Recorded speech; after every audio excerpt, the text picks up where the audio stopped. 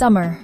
Wildflowers. A gentle batik painting process. Welcome back, everyone. Today, I'm sharing a scene from my batik work, a craft I've been practicing for over 30 years. Batik is a way of painting on unbleached cotton, using dyes and melted paraffin, leaving behind shapes that feel both intentional and beautifully unexpected. For this piece, I wanted to revisit a moment from last summer when I stumbled upon tiny wildflowers deep in the forest. They were nameless, delicate, and quietly glowing in the sunlight. That moment lingered with me, and I knew someday it had to become a batik piece. The process begins by stretching plain cotton across a large frame. I love this fabric because its natural texture lets the dye spread in the softest, most organic way. I start by brushing melted paraffin onto the surface. These first drops will become the petals and drifting shapes. Each mark prevents dye from soaking in,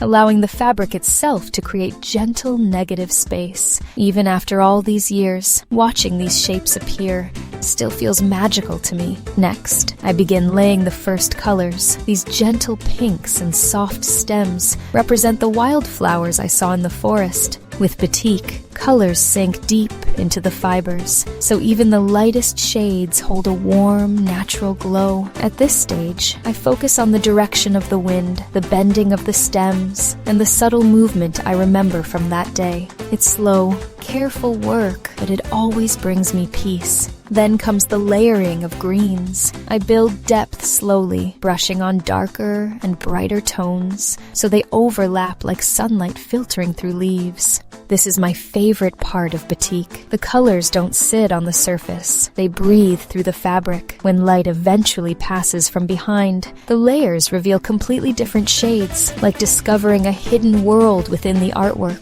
As I add the final strokes, the piece begins to resemble a small meadow captured in motion, as if the flowers are gently lifting toward the light. Every layer, every line of paraffin, and every wash of color builds toward this soft, living energy. To finish, the paraffin must be removed. I place paper over the fabric and gently iron the surface, letting the melted wax lift away. This is when the artwork finally reveals its true colors, clean, bright, and fully alive.